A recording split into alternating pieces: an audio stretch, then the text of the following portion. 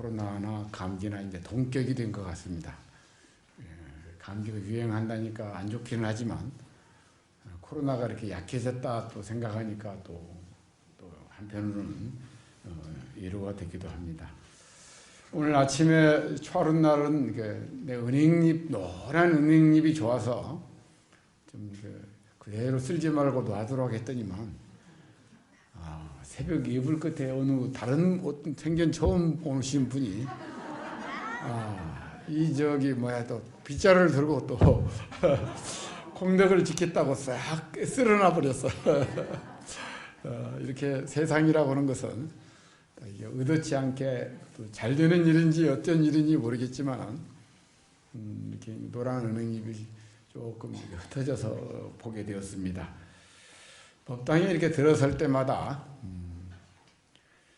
문 앞에 국화향이 코를 찌릅니다. 추워지는 이 동기 즈음에 국화는 사군자라고 해서 매란, 국죽 그렇죠. 국화는 절개를 상징합니다. 조선의 이정보의 시조에 의하면 국화야 너는 어이 삼동을 낙목한천에 너 홀로 피었는가 아마도 오상고절은 너뿐인가 하노라 이렇게 했습니다. 미당은 한 송이 국화꽃을 피우기 위해서 봄부터 소쩍새는 그렇게도 울었나 보다 이렇게 울기도 하고 오상고절 오자라고는 것이 거만할 오, 자존심 오 그런 오자입니다. 서리상자에서 위로울 꽃자 이렇게 국화가 필 때는 다른 꽃은 다 져버리고 오직 국화만 이렇게 피어 있는 것을 외로울 꽃자 써서 외로운 절개라고 이렇게 표현했습니다. 이렇게 국화꽃을 피우기 위해서 이렇게 또 봄부터 소쩍새는 울었는가 보다. 모든 존재라고 하는 것이 상의 상관 속에서 서로 이렇게 연결되어 있습니다. 연결되어 있는데 우리는 어떻습니까? 외로울 꽃자 고독합니다. 외롭습니다. 그런단 말이죠. 왜 그럴까요? 연결되어 있는 줄을 잘못 잊어버려서 그래요. 나라고 하는 것은 너로 인해서 내가 있는 것인데 그렇잖아요? 부부라는 것도 그렇고 가족이라는 것도 그렇고 이웃이라는 것도 그렇고 홀로 존재할 수 있는 것은 아무것도 없는데 우리는 늘 외로워. 왜? 마음의 문을 닫아놨거든.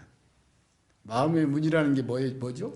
눈을 딱 감고 이 대낮에 눈을 딱 감고 왜 이렇게 어두워 그런 거나 똑같아. 마음의 문을 닫으면 대낮에 어두운 거나 똑같아. 외로워 사람들이 누구나 다. 이 대자연 속에서 국화 한 송이가 있기까지 아니 바라보는 꽃의 존재 자체만으로도 모든 우여곡절과 어려움 수많은 이야기를 하고 있습니다. 할머니들 누구나 다 옛날부터 들어보면 스님요 날도 마이소 내가 소설을 써도 몇 권을 씁니다. 내 속 가슴을 두드리면 내 속 아무도 몰라줍니다. 이게 마음의 문을 닫아서 그래요. 마음의 문을 열고 이해해주면 나만 알아달라고 하지 말고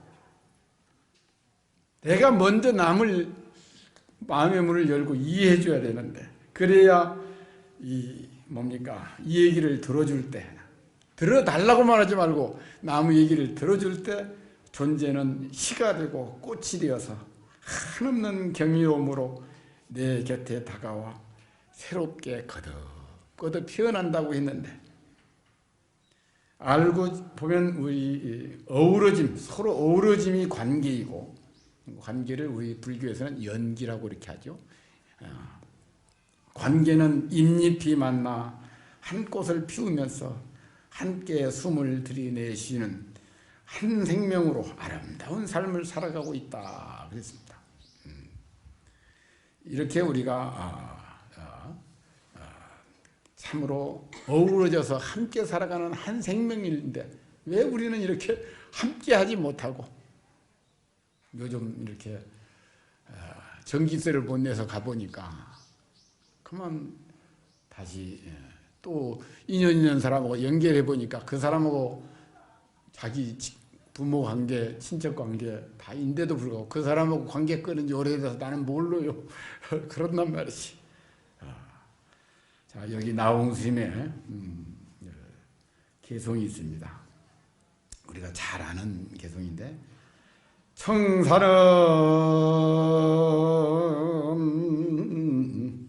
나를 보고 말없이 살라고 창공은 나를 보고 뒤없이 살라 하네. 성냄도 벗어놓고 탐욕도 벗어놓고 불같이 바람같이 살다가 가라 하네. 나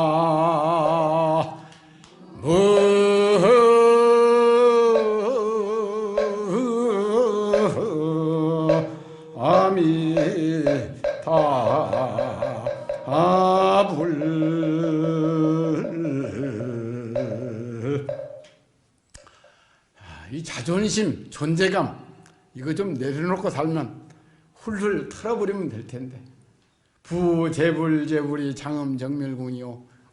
장엄궁을 정멸하면 이 욕심을 버려서 장엄궁이 되는 것이고 중생의 윤회 화택문은 이 욕심 때문에 그 천당은 문이 없어서 오락해도 가는 사람이 없고 극락은 자물쇠를 철문을 만들어서 닫아놓고 오지 말라 해도 거기는 줄 서서 기다려. 이게 우리들이 사는 일이라. 청산은 나를 보고 말없이 살라 하고 창공은 나를 보고 티없이 살라 하네. 이 사람들 마음속에 너나 없이 드넓고 고요한 공간을 누구나 가지고 있다고 합니다. 이 부처도 내 마음속에 있고 중생도 내 마음속에 있고 이 우주도 내 마음속에 있어. 그런 마음을 가지고 사는데 왜 고독하냐고. 이렇게 우리가 여기서 부르는 겁니다. 청산도 창공도 다 내 마음에 있는데 그 넓은 공간, 고유한 공간을 가지고 있는데 우리는 늘 시끄럽고 번잡하고 청산처럼 흔들림 없디 모두를 받아 쉬게 하디 말이 없고 창궁처럼 모든 걸 품어주면서도 물들지 않는 걸림없는 삶, 그 마음을 우리 내면에 지니고 있으니 한번 찾아보지 않겠는가 하고 나홍 스님이 우리들한테 들려주는 법문입니다. 이렇게 수많은 우리가 이 마음을 찾는 것은 당연지사입니다. 선택이 아닙니다. 저 높고 푸른 이런 산과 창공을 바라보면서 산처럼 허공처럼 흔들림 없는 고요함으로 텅 비어 걸림없는 자유로운 삶, 우리가 다 누구나 살고 싶어 합니다. 너무나 당연한 것을 우리가 당연하지 못하게 살고 있으니 우리가 수행을 통해서라도 보고 듣고 느끼는 속에서 일어난 모든 생각들이 흔들리지 않도록 닦아야 하고 허공처럼 마음을 비워서 집착 없기를 물들지 않도록 우리가 해야 됩니다. 업이라고 하는 것은 업 뒤에다가 습자를 붙입니다. 업습이라고 합니다. 이게 나라고 하는 것은 업덩어리지 내가 있는 게 아니란 말이죠. 우리가 습이라고 하는 것은 날개, 새 날개 익자 밑에다가 일백백자를 써요. 새가 날갯짓을 하는데 처음엔 날갯짓을 할 줄 몰라. 근데 날갯짓을 날기 위해서 막 100번이란 말은 수없이 한다 이 말입니다. 수없이 날갯짓을 하다 보면 날갯짓이 생깁니다. 이 날갯짓이 업입니다. 우리는 업으로 나를 삼고 있는 것입니다. 그래서 틱낙한 스님은 말을 합니다. 지금 화를 내고 있다면 화가 나입니다. 지금 사랑을 하고 있다면 사랑이 나입니다. 지금 눈 덮인 산봉우리를 보고 있다면 산이 나입니다. 지금 꿈을 꾸고 있다면 꿈이 나입니다. 나는 여기에 있습니다. 삶의 모든 경이로움은 이미 여기 있습니다. 뭐 너무나 당연한 말씀이죠. 어떤 것이 나입니까? 어떻게 살아가야 합니까? 이 속에 다 들어있습니다. 어느 제자가 해능 스님께 부처가 무엇입니까? 하고 물으니까 부처의 행위가 부처다 그랬어요. 아까 보살의 길을 얘기했죠. 보살 행을 하면 보살인 겁니다. 중생 노릇하면 중생인 겁니다. 하기에 달려있고 마음 먹기에 달려있는 것이죠.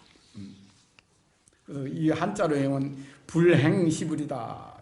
행위가 곧 바로 그 사람이란 말입니다. 선인과 악인이 따로 존재하는 것이 아니라 행위가 악인을 만들고 행위가 선인을 만든다. 지금 행하고 있는 그것이 곧 내가 된다. 내가 있는 것이 아니라 행이 곧 나다 이 말입니다. 내 마음, 의지, 여에 달려있다는 것인데 이렇게 극락 이렇게 해서 유식에도 보면 오직 마음이요 모든 현상은 마음일 뿐이니 이렇게 칠불통계에도 모두나 기치 말고 모든 선 받들어 행하라. 스스로 그 뜻을 깨끗이 하는 것 이것이 부처님의 가르침입니다. 욕심 이거 하나 욕심대로 안 되면 분노 이게 탐진이잖아요.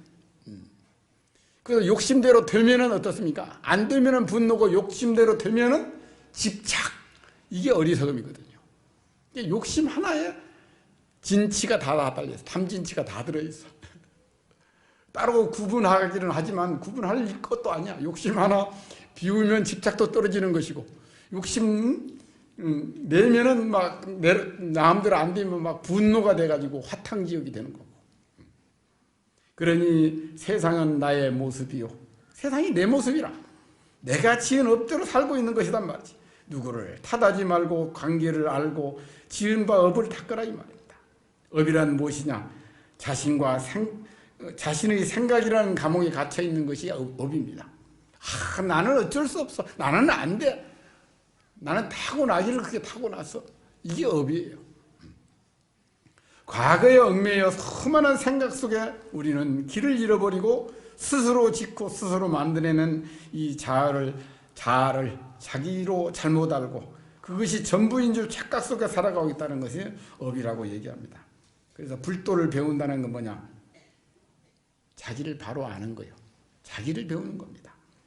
자기를 배운다는 건 관계로 보고 관계로 살아갑니다.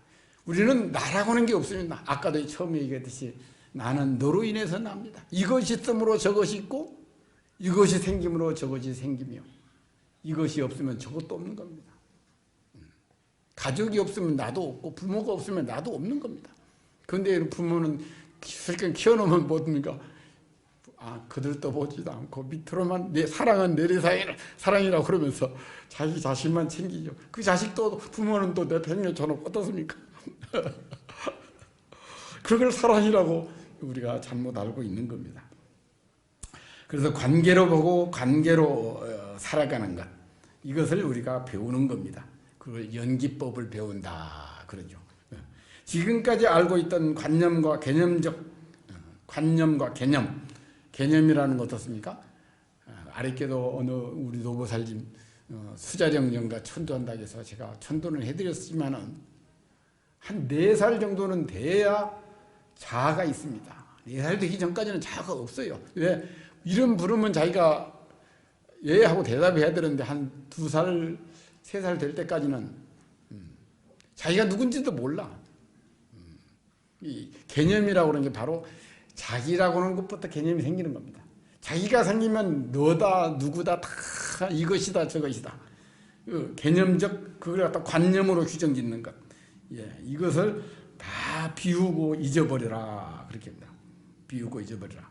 본래 내 모습은 법신입니다. 청정법신입니다. 그래서 도를 깨닫고 보니까 본래 내 성품이 이렇게 청정한 줄 어찌 알았으리요. 내 모습이 본래 성품에 나고 죽음이 없는 줄 어찌 알았으리요. 내 성품에 온갖 것을 다 갖추고 있는 줄 어찌 내 알았으리요. 이 세상 만물이 다 내 성품에서 생겨나는 줄 어찌 알았으리요. 이게 우리가 육조 해능 스님이라고 하는 분이 도를 깨닫고 제일 첫성으로 이룬 말씀이란 말이죠. 내 모습이라고 하는 것은 마음을 비우고 나면 그 자리가 어떻습니까? 광명으로 드러나기 때문인 것입니다. 그래서 나를 비우라 하는 겁니다. 그래야 관계로 보고 관계로 우리가 살아갈 수가 있습니다. 황벽선사는 즉하의 무심이면 본체 스스로 드러난다. 무심, 이 비운 마음입니다. 비운 마음은 광명뿐입니다. 본체를 갖다가 우리가 본래 면목이라고 하는데, 본체가 우리들의 부처요, 본래 부처요, 참사람 임재스님께서 말씀하신 무의진이라고 합니다. 이게 무의진인 이 한마디에 그만 우리 지금 대한불교 조계종 모두가 다 임재가풍이라고 합니다. 이게 우리 본래 마음, 이거 비운 마음입니다. 욕심 비운 내려놓으면 이 세상이 다 내 것입니다. 근데 우리는 자꾸 가지고 싸우려고만 하죠. 이렇게 우리는 이 생각에 가로막혀서 눈앞에 있어도 못 보는 장님이요, 듣고 있어도 못 듣는 귀머거리를 면치 못한다 그랬습니다. 왜 그러느냐? 지금 눈앞에 있는데 내 생각이라는 게 범민, 고뇌 이런 것들이 지금 있어가지고 지금 여기에 있는 것을 보지 못합니다. 다른 어딘가를 향해서 무언가 성취를 위해서 새롭고 좀 재미있는 게 없는가? 재미있는 것은 없는가? 이런 재미를 찾아서 만족감을 찾아서 지금 앞에 있는 걸 놓치고 만다는 얘기입니다. 지금 이 순간 내 안에서 무슨 일이 일어나는지, 내가 지금 어떤 생각과 감정으로 있는지, 일어난 그 생각과 감정을 나와 동일시하고 있지는 않는지, 그게 나는 아닌데 잠시적 나는 될 수 있어도, 그래서 우리가 비우고 버리고 맑게서 이렇게 창공은 나를 보고 티 없이 살라하네, 청산은 나를 보고 말 없이 살라하네.